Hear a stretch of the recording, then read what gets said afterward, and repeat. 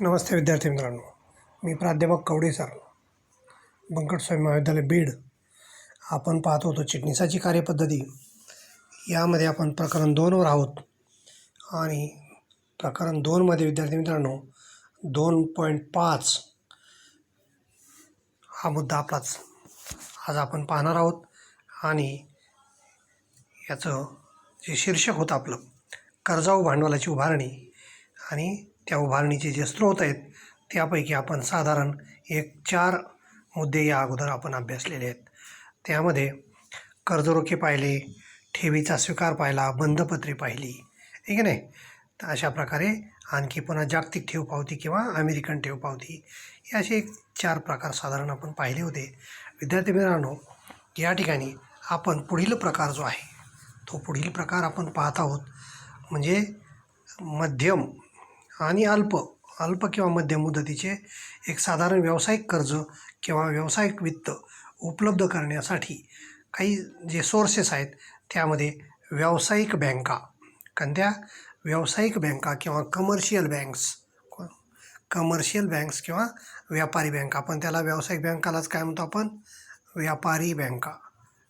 या व्यापारी बँका विद्यार्थी मित्रांनो या ठिकाणी व्यवसायाला वित्त पुरवठा करत असतात, आणि तो कशा प्रकारचा असतो, अल्प व मध्यम मुदतीच्या ठराविक कालावधीसाठी हे व्यापारी बँका या ठिकाणी काय करत असतात, उद्योजकांना वित्त पुरवठा करत आहेत किंवा करत असतात. यामध्ये आपण काही माहिती पाहूया. या ठिकाणी त्यांनी सांगितले अल्प व मध्यम मुदतीच्या व्यावसायिक वित्तीय गरजांच्यासाठी याचा अर्थ वित्तीय गरजा भागवण्यासाठी वित्त पुरवठा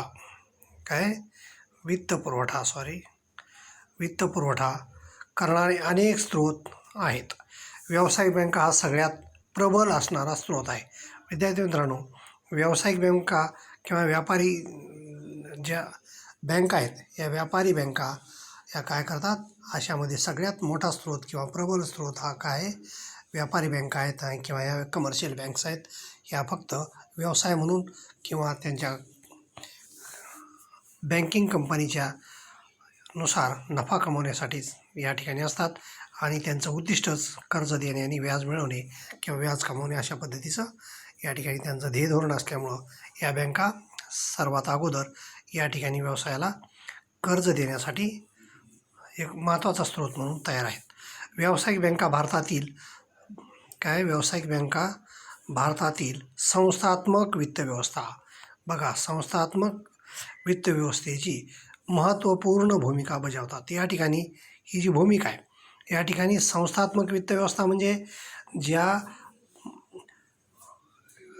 प्रमंडळ आहेत किंवा सार्वजनिक कंपन्या आहेत, खाजगी प्रमंडळ आहेत, अशा प्रकारच्या ज्या संस्थात्मक व्यवसाय करणाऱ्या व्यापारी संस्था असतात, या व्यापारी संस्था किंवा व्यावसायिक संस्थांना या ठिकाणी कर्ज पुरवठा करणं किंवा वित्त पुरवठा करण्याची महत्त्वपूर्ण भूमिका कोण बजावत आहेत, व्यावसायिक बँका किंवा ह्या कमर्शियल बँक्स या ठिकाणी अतिशय महत्त्वाची भूमिका बजावत आहेत.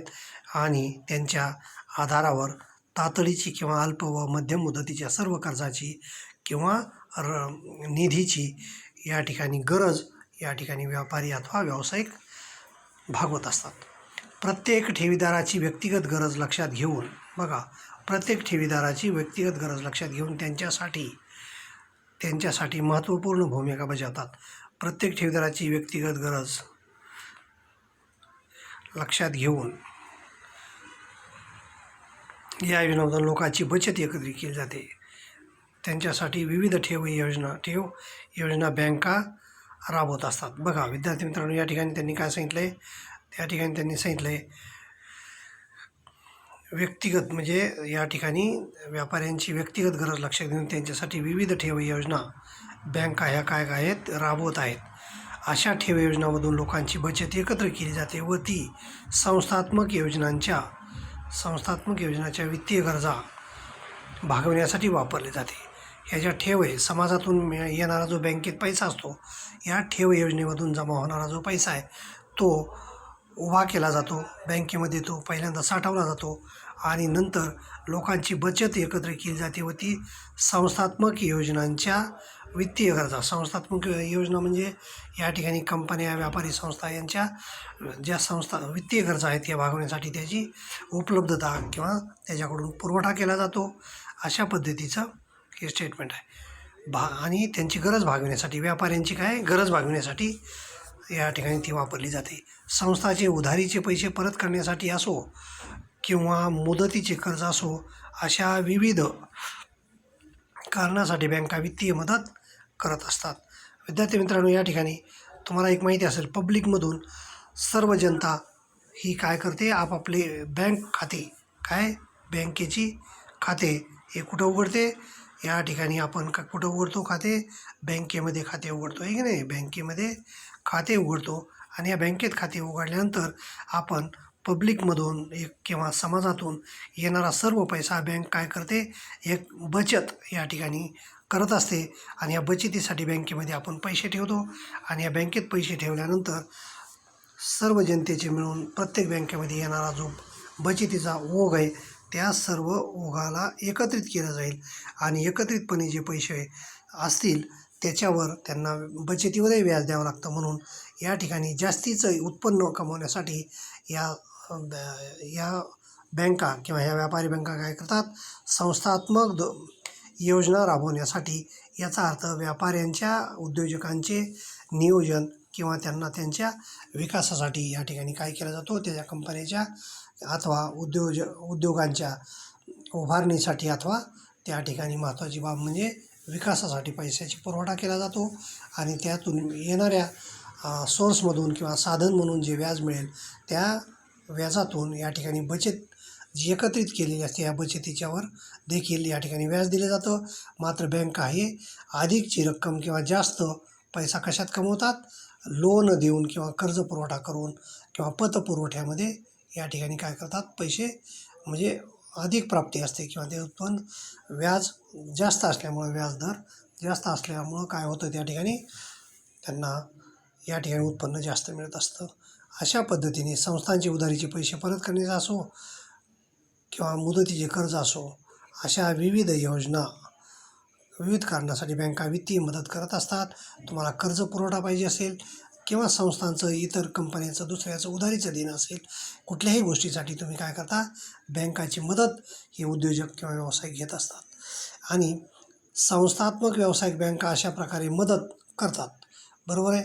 आणि ह्या बँका मदत करत असताना काय काय करू शकतात, त्या ठिकाणी बँका काय करू शकतात ह्या लोकांसाठी, या ठिकाणी व्यावसायिक बँका कंपन्यांना मुदतीचे कर्ज देऊ शकतात, बरोबर आहे. कंपन्यांना कोणते कर्ज देऊ करतात, मुदतीचे कर्ज. दुसरे कंपनीचे भाग आणि कर्ज रोखे विकत घेतात.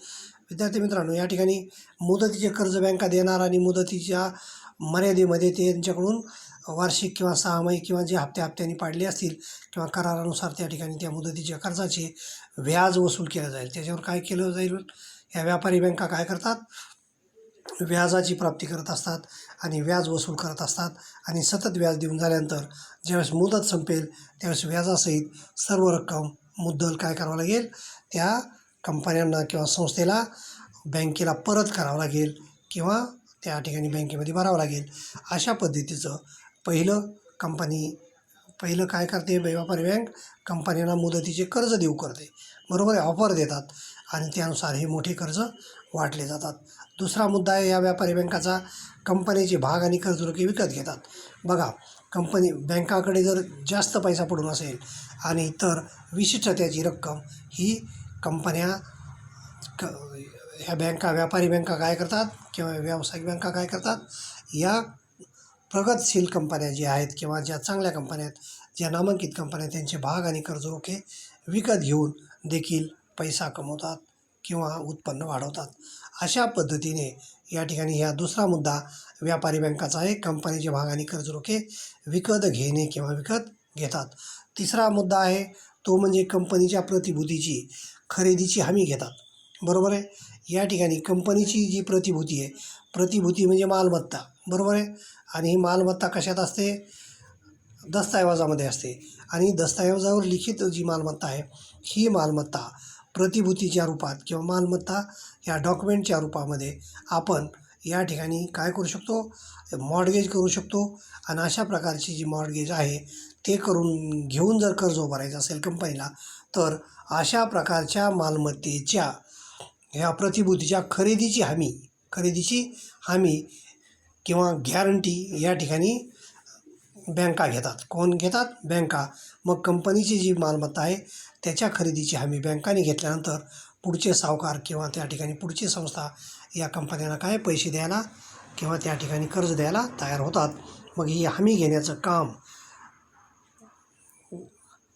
हे बँका करत असतात आणि ह्या व्यापारी बँका अशा प्रकारची भूमिका त्या वठवत आहेत. विद्यार्थी मित्रांनो, अल्पकालीन वित्त पुरवण्यात काय म्हणतात ते? अल्पकालीन वित्त पुरवण्यामध्ये व्यावसायिक बँका महत्त्वाची भूमिका बजावत असतात. कारण अल्पकालीन म्हणजे वर्ष, 2 वर्ष, 3 वर्ष, 5 वर्षाच्या आतल्या जे कर्ज असतील त्या सर्व कर्जांना आपण अल्पकालीन असं म्हणतो किंवा मध्यम मुदतीचे. ते खेळत्या भांडवलाच्या वित्तीय गुंतवणुकीचे प्राथमिक स्रोत बनले आहेत. बघा, कंपन्यांना नेहमीच काय लागतं? खेळतं भांडवल असतं. कोणतं भांडवल लागतं? खेळते भांडवल. आणि हे जे खेळते भांडवल आहे, हे खेळते भांडवल उभं करत असताना दैनंदिन व्यवहार करत असताना कंपन्यांना काय होतं? खेळतं भांडवल किंवा चालू वित्त कमी पडत असतं. मग हे चालू वित्त पुरवण्यामध्ये बँका महत्त्वाची भूमिका बजावतात आणि सर्वात प्राथमिक किंवा पहिला स्रोत हा म्हणजे व्यापारी बँका किंवा कमर्शियल बँका त्या अवेलेबल असल्यामुळं या कंपन्या किंवा जे व्यावसायिक संस्था आहेत याच्याकडून पैसा किंवा अल्पकालीन वित्त मिळवत असतात. अशा प्रकारचं एक महत्त्वाचं कार्य या ठिकाणी व्यावसायिक बँकाकडून किंवा कमर्शियल बँकाकडून केलं जातं. खेळत्या भांडवलासाठी वित्त पुरवठा करण्याचा प्राथमिक स्रोत म्हणजे बँकेचे कर्ज व व्यापारी कर्ज होय. त्यालाच आपण बँकेचे कर्ज म्हणतो किंवा व्यापारी कर्ज म्हणतो. ट्रेड लोन, बरोबर आहे? त्याला काय म्हणतात? Trade loan. आणि हे जे लोन आहे हे लोन आपण व्याजाने घेतो आणि तात्पुरती किंवा तातडीची गरज व्यापारी संस्था काय करीत असते? या व्यावसायिक बँकाकडून किंवा कमर्शियल बँकाकडून वित्त पुरवठा घेत असते. बँकांनी पतपुरवठा डिस्बर्समेंट ऑफ क्रेडिट बघा करण्यासाठी अनेक योजना दिल्या आहेत. विद्यार्थी मित्रांनो, या ठिकाणी बँका काय करतात? तुम्ही पतपुरवठा जर तुम्हाला हवा असेल व्यवसायाला तर त्यासाठी वेगवेगळ्या प्रकारच्या योजना आखते आणि त्याला म्हणतात बँकांचा पतपुरवठा म्हणजे डिस्बर्समेंट ऑफ क्रेडिट. याचा अर्थ काय होतो? या ठिकाणी तुम्हाला कर्ज किंवा लोनच असा अर्थ होतो. आणि या ठिकाणी तुम्ही क्रेडिटवर म्हणजे तुमच्या व्यवसायाच्या क्रेडिटवर या ठिकाणी काय करू शकता? बँकाचे पैसे विड्रॉ करू शकता किंवा वापरू शकता. आणि असे वापरण्यासाठी तुम्हाला अनेक प्रकारच्या योजना या व्यापारी बँका देत असतात आणि ह्या योजना खालीलप्रमाणे आहेत असं त्यांचं म्हणणं आहे. आपण पुढच्या पानावर जाऊया. पुढच्या पानावर किंवा या पृष्ठावर आपल्याला काय दिलं आहे? त्यांनी काही योजना याच्यामधल्या दिलेल्या आहेत. विद्यार्थी मित्रांनो, या ठिकाणी पहिली योजना त्यांनी दिलेली ती म्हणजे बँक अधिविकर्ष. काय? अधिविकर्ष किंवा ओव्हरड्राफ्ट. ही जी ओव्हरड्राफ्ट किंवा अधिविकर्ष आहे, या अधिविकर्ष किंवा ओव्हरड्राफ्टची जी सुविधा व्यापाऱ्यांना दिली जाते, विद्यार्थी मित्रांनो, ही सुविधा देत असताना महत्त्वाचा भाग असा आहे तो म्हणजे हा जो अधिविकर्ष असतो तो अधिविकर्ष कशावर मिळतो? व्यावसायिक किंवा व्यापारी संस्था जे असतात ह्या व्यापारी किंवा व्यावसायिक संस्थेचे खाते बँकामध्ये असतात. ह्या व्यापारी बँकामध्ये त्यांचे चालू किंवा करंट अकाउंट असतात आणि करंट अकाउंटवर त्यांच्या शिल्लकेपेक्षा जास्तीची रक्कम तातडीने जर गरज भागवायची असेल तर या ठिकाणी त्या बँका हे व्यवसाय काय करतात? हे उद्योजक त्या ठिकाणी बँकेकडे किंवा व्यापारी बँकेकडे या ठिकाणी अर्ज करतात आणि तात्काळ रक्कम त्या ठिकाणी मंजूर केली जाते.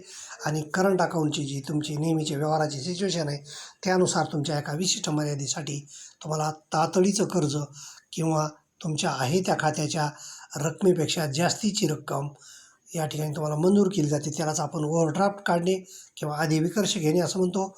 आणि ही सुविधा व्यापारी बँका सतत आपल्या ग्राहकांना देत असतात. ही सुविधा बँकेत चालू खाते आपण बोललो आताच करंट अकाउंट असलेल्या कंपनीला दिली जाते.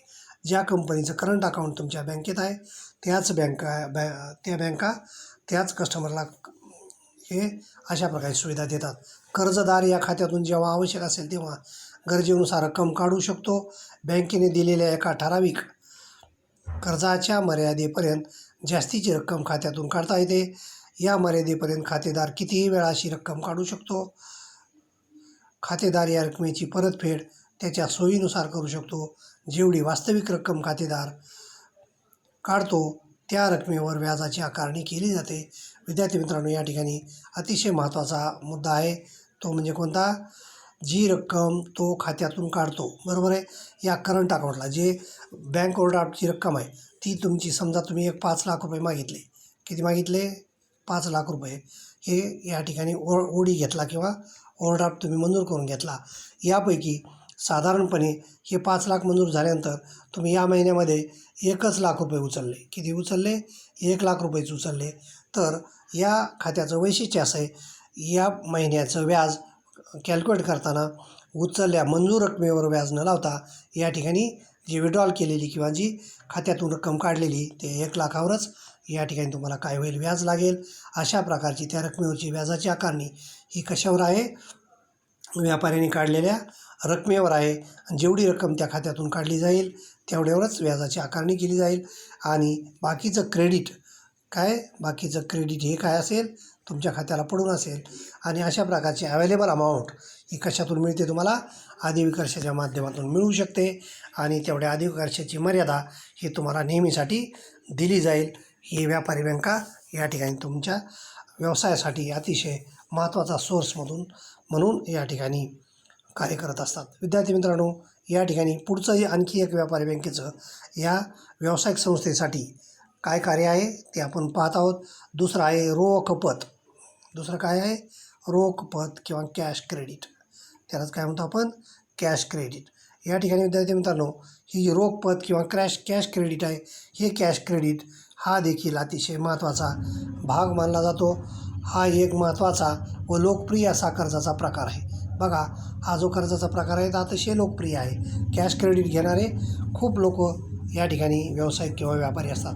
ही सुद्धा अधिविकर्षाच्याच पद्धतीने चालवली जाते. विद्यार्थी मित्रांनो, कॅश क्रेडिट ही सुद्धा तुम्हाला कशा पद्धतीने चालवली जाते? वरच्या ओव्हरड्राफ्ट जसा असतो तशाच पद्धतीने चालवली जाते. एका ठराविक तारणाच्या मार्जिनपर्यंत. बघा, एका ठराविक तारण म्हणजे काय? मॉर्गेज. मग तुमच्या प्रॉपर्टीचं जे मॉर्गेज असेल त्याच्या एका मार्जिनपर्यंत किंवा मर्यादेपर्यंत कर्जदार काय करू शकतो? कर्जाची रक्कम खात्यातून काढू शकतो, बरोबर आहे. आणि रोख पत सुविधा मालमत्ता तारण ठेवून दिली जाते. म्हणजे या ठिकाणी ही रोख पत किंवा कॅश क्रेडिट आहे, हे काय आहे? तारण कर्ज आहे. याचं दुसरं नाव काय आहे? तारण कर्ज. म्हणजे तुमची जी मालमत्ता आहे, ही मालमत्ता जी तारण आहे, ही समजा तुमची मालमत्ता एक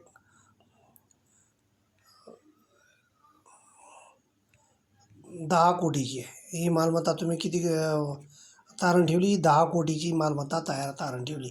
10 पैकी एक तुम्हाला साधारण मर्यादा असेल तर 75% असेल, तर या ठिकाणी 7.5 कोटी इथपर्यंत 7.5 कोटी इथपर्यंत तुम्हाला या खात्यातून पैसे काढता येतील.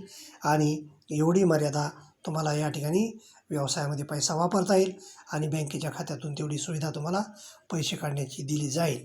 व्याज मंजूर केलेल्या पूर्ण कर्जावर न घेता जेवढी रक्कम कर्ज म्हणून तुम्ही खात्यातून उचललेली आहे तेवढ्याच रकमेवर या ठिकाणी देखील काय केलं जाईल? त्यावर व्याज आकारले जाते. म्हणजे या रोखपतचं सुद्धा असंच अकाउंट आहे.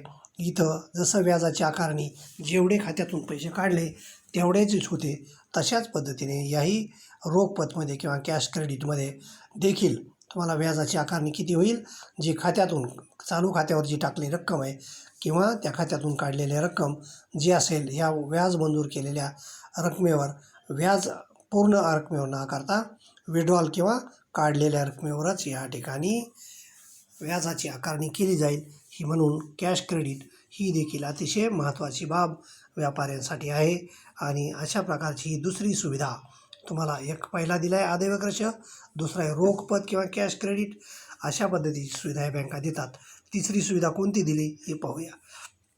रोकड कर्जे कॅश लोन. बघा, 3 नंबरचं सुविधा काय दिली त्यांनी? रोकड कर्जे किंवा कॅश लोन. विद्यार्थी मित्रांनो, या ठिकाणी या प्रकारामध्ये बँक काय म्हणतात ते? बँक कर्जाची संपूर्ण रक्कम कर्जदाराच्या खात्यामध्ये जमा करते. या संपूर्ण बघा, या संपूर्ण रकमेवरती व्याज आकारले जाते. ही जे कॅश लोन असतं, हे कॅश लोन ज्यावेळेस तुमच्या व्यवसायासाठी, उद्योगासाठी किंवा कंपनीसाठी घेतलं जाईल, त्यावेळेस जी मुद्दल आहे किंवा जे कर्ज आहे, या कर्ज काय केलं जाईल, कर्जाची राशी ही 100% किंवा संपूर्ण राशी तुमच्या कुठं जमा केली जाईल, खात्यावर. कुठं जमा केली, खात्यावर. आणि हे खात्यावर जमा केल्यामुळं ह्या खात्यावरची जी रक्कम आहे ती तुम्ही किती वापरली याला महत्त्व नाही, तर तुम्हाला जे दिलेलं कर्ज आहे, हे दिलेलं कर्ज मंजूर झाल्यानंतर या ठिकाणी तुमच्या अकाउंटला एकदा क्रेडिट झालं किंवा हे जे बॅलन्स या ठिकाणी टाकलं जाईल, ही रक्कम मंजूर झाल्यानंतर तुमच्या खात्याला क्रेडिट केली जाईल आणि ती दिलेली रक्कम तुम्ही उचला अथवा न उचला, या ठिकाणी तुम्हाला पूर्ण रकमेवर काय द्यावं लागेल, व्याज बसेल. आणि ती तुम्ही वापरायची रक्कम का बँकेतच जास्त दिवस पडून ठेवायची, याचा विचार त्या उद्योजकाला करावा लागेल. आणि हे जे अकाउंटमध्ये केलेलं क्रेडिट आहे किंवा रोख कर्ज आहे, रोख कर्ज किंवा कॅश लोन आहे की नाही, त्याला काय म्हणतात, हे कॅश लोन. हे कॅश लोन तुम्ही बँकेच्या खात्यावर न ठेवता तात्काळ व्यवसायामध्ये वापरून त्याची मुद्दल आणि व्याजासहित परत करणं गरजेचं आहे. म्हणून या ठिकाणी रोकड कर्ज हे 100% कर्ज आहे आणि त्याच्यावर 100% काय लागेल, पूर्ण रकमेवर व्याज लागेल. काय लागेल, पूर्ण रकमेवर व्याज लागेल. अशा पद्धतीचा हा मुद्दा आहे. जर मुद्दलाची रक्कम हप्त्याने परत केली तर तेवढी उर्वरित रक्कम असेल त्यावर व्याजाची आकारणी केली जाते. बघा विद्यार्थी मित्रांनो, जर या कंपनीने किंवा व्यवसायाने हप्त्याने तर हप्ता पद्धतीने जर तुम्ही रक्कम जमा केली, म्हणजे ठराविक हप्ता या ठिकाणी मुद्दल जर जमा करत गेलात, तर दर महिन्याला किंवा दरवर्षी जी रक्कम कमी होईल त्या उरलेल्या किंवा कमी झालेल्या रकमेवरती या ठिकाणी काय केलं जाईल, म्हणजे शिल्लक रक्कम जी असेल त्याच्यावरच व्याज आकारलं जाईल. त्याच्यावरच काय केलं जाईल, व्याजाची आकारणी होईल. आणि दरवर्षी जेवढी मुद्दल भरली बँकेमध्ये, त्या कर्जाची रक्कम कमी होत जाईल, भरलेली रक्कम. आणि उर्वरित जे शिल्लक असेल किंवा उर्वरित जी मुद्दल असेल तीच मुद्दल आणि त्याच्यावर काय द्यावं लागेल, तुम्हाला व्याज द्यावं लागेल. अशा प्रकारची ही तिसरी सुविधा, आधी विकर्ष रोखपद आणि तिसरी रोख कर्ज किंवा कॅश लोन, अशा प्रकारच्या ह्या 3 सुविधा या व्यापारी बँका व्यावसायिकांना देत असतात. चौथं आणखी एक आहे शेवटचं, ते म्हणजे आणखी काय सवलत देतात, ह्या सूट देऊन हुंडी वटविणे. विद्यार्थी मित्रांनो, या ठिकाणी काय, सूट देऊन हुंडी वटवणे. या ठिकाणी महत्त्वाची बाब आहे, व्यापारी जगतामध्ये प्रत्येक व्यापारी एकमेकावर काय काढत असतो, हुंडी काढत असतो. आणि ह्या हुंड्या वटवण्याचं काम कोण करत असतं, या ठिकाणी बँका करत असतात.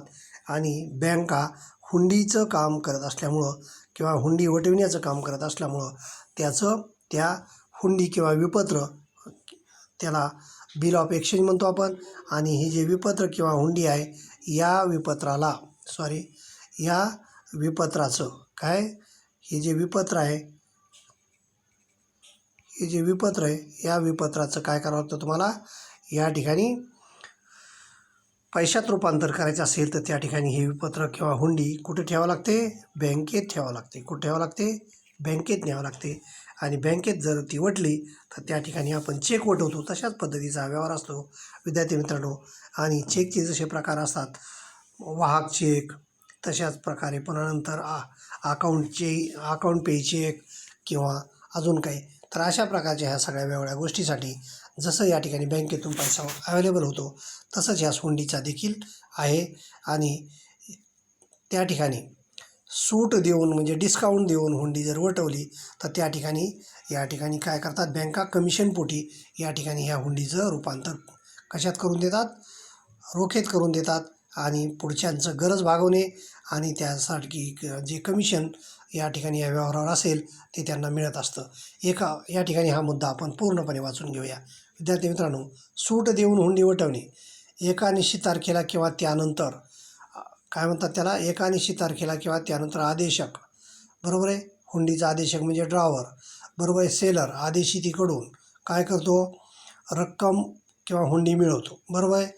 रक्कम हुंडी मिळवतो म्हणजे ज्याच्याकडून पैसे आपल्याला येणं आहे ठीक आहे नाही, खरेदीदाराकडून आपण त्याच्याकडून काय घेतो, पैशाची हुंडी मिळवतो. कारण पैसे यायला वेळ असतो तोपर्यंत आपण त्याच्याकडून हुंडी घेतो. बरोबर आहे.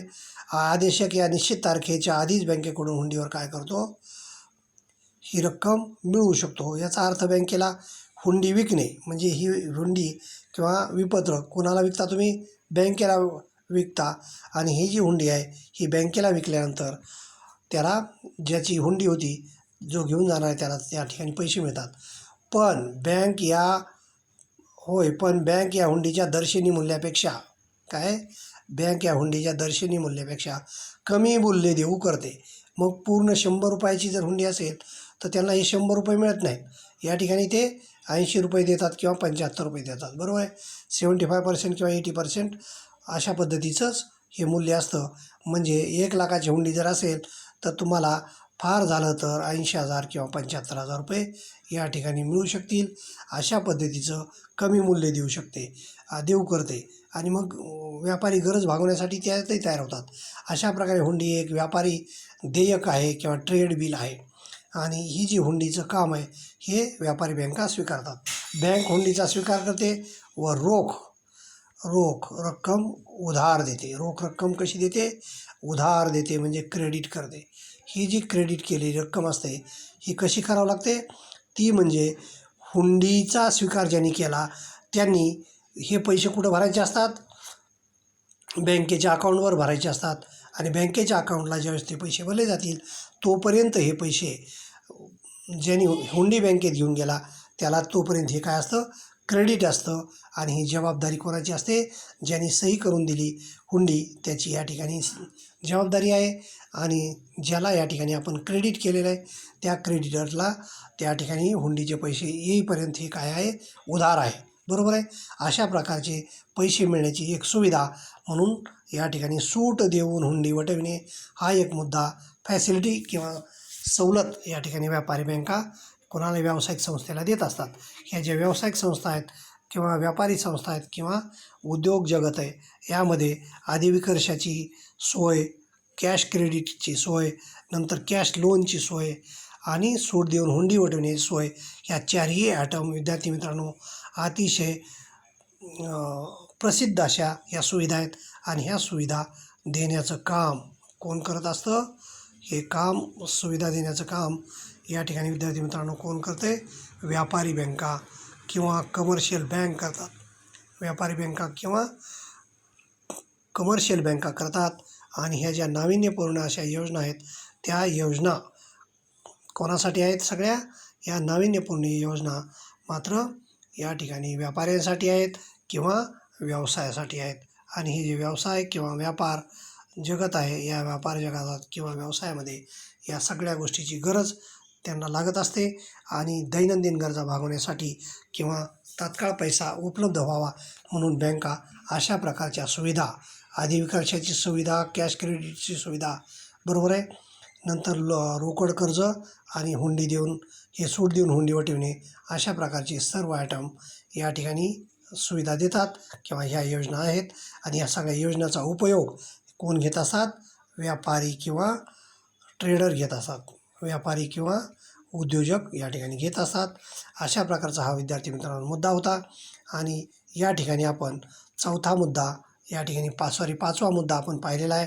तो म्हणजे व्यवसाय उद्योगासाठी किंवा संस्थात्मक भांडवल उभारणी करताना कर्जाऊ भांडवल उभारणीचा जो प्रकार आहे त्यातला 5वा प्रकार आपण काय पाहिलेला आहे, तो म्हणजे व्यावसायिक बँका किंवा कमर्शियल बँक ह्या कसं यामध्ये भूमिका वठवतात किंवा काम करतात हा मुद्दा आपण पाहिला.